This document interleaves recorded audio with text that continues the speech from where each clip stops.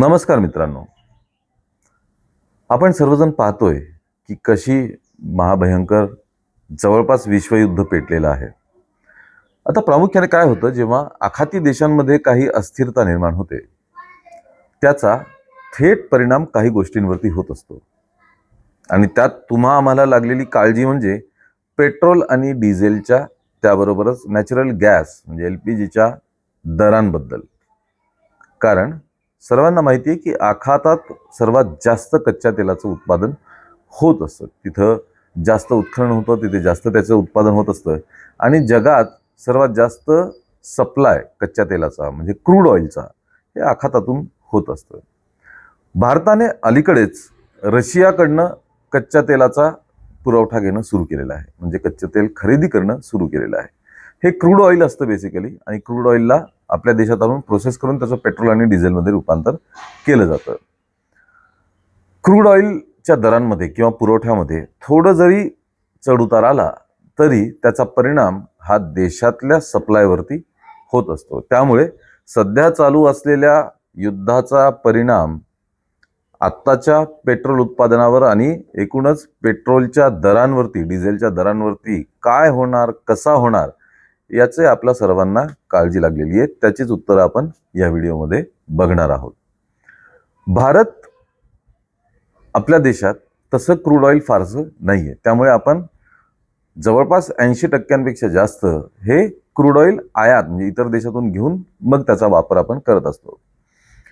त्यात अलीकडेच आपण रशियाकडनं क्रूड ऑइल घ्यायला सुरुवात केली होती, पण अमेरिकेच्या आणि ट्रम्पच्या दबावामुळे आपण परत आखाती देशांकडनं ते मागवतो. प्रत्यक्षात आपण इराणकडनं जरी खूप क्रूड ऑइल घेत नसलो तरी आखाती देशांमधनं आपल्याला जवळपास सध्याच्या आपल्या गरजेच्या 50% क्रूड ऑइल किंवा कच्चं तेल हे आपण आखाती देशांमधनं आयात करतोय.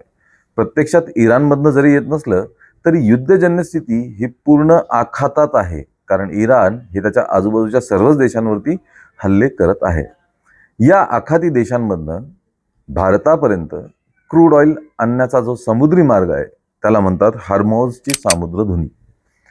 ही सामुद्रधुनी एकमेव मार्ग आहे जी आखाती देशांमधनं आपल्यापर्यंत ऑइल पोहोचवते जहाजांद्वारे. आताची जी युद्धजन्य परिस्थिती आहे त्यामुळे या सामुद्रधुनीवरती, या मार्गावरती परिणाम होण्याची शक्यता आहे. कारण ही सामुद्रधुनी जी आहे ती इराण आणि ओमानच्या मधनं येते. इराणचा यावरती प्रत्यक्ष अप्रत्यक्ष ताबा आहे. त्याचप्रमाणे इराणमधल्या काही संघटनांनी सांगितलंय की इथे आम्ही हल्ला करू, तेल वाहतूक करणाऱ्या जहाजांवरती आम्ही हल्ले करू, किंवा इराण डायरेक्टली ही हॉर्मुझची सामुद्रधुनी जी आहे ती वाहतुकीसाठी बंद असं डिक्लेअर करू शकते. तशी चर्चा आहे, पण अजूनपर्यंत तशी काही अधिकृत घोषणा इराणने केलेली नाहीये. पण दोन शक्यता आहेत. एक तर डायरेक्ट हा सामुद्रधुनी वाहतुकीसाठी बंद करणं, किंवा या युद्धांमुळे जर तिथल्या तेल साठ्यांवरतीच डायरेक्ट हल्ला झाला, तेल साठ्यांमध्येच जर स्फोट झाले, किंवा तेलाचं उत्पादनच जर बंद पडलं, तर ह्या दोन्ही शक्यतेमुळे भारतावरती नव्हे पूर्ण जगावरती पेट्रोल डिझेलचं संकट येऊ शकतं.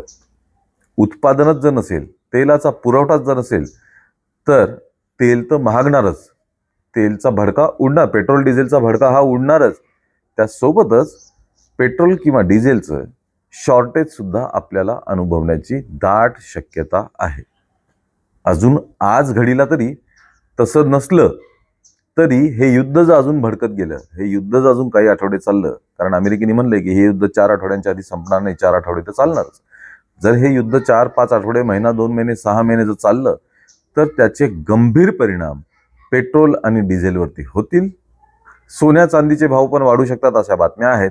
पण ठीक आहे, सोनं चांदी आपण काही रोज खरेदी करत नाही, त्यामुळे पेट्रोल ही आपल्या आयुष्यातील दैनंदिन जीवनातील गोष्ट आहे. आणि या युद्धाचे गंभीर परिणाम पेट्रोल आणि डिझेलवरती होऊन भरपूर दरवाढ, शॉर्टेज या गोष्टींना आपल्याला सामोरं जावं लागू शकतं. त्यामुळे मित्रांनो, काय पर्यायी व्यवस्था करणं शक्य असेल तर ती जरूर करून ठेवा, कारण हे कधीही घडू शकतं, अगदी क्षणात घडू शकतं. त्याच्यावरती उपाय हा आपला आपण शोधून काढायचा आहे. कारण जर दरवाढ होणार असं कळलं तर पेट्रोल पंपांवरती लांबच लांब रांगा लागणं, शॉर्टेज हे आपल्याला अनुभवायला मिळू शकतं.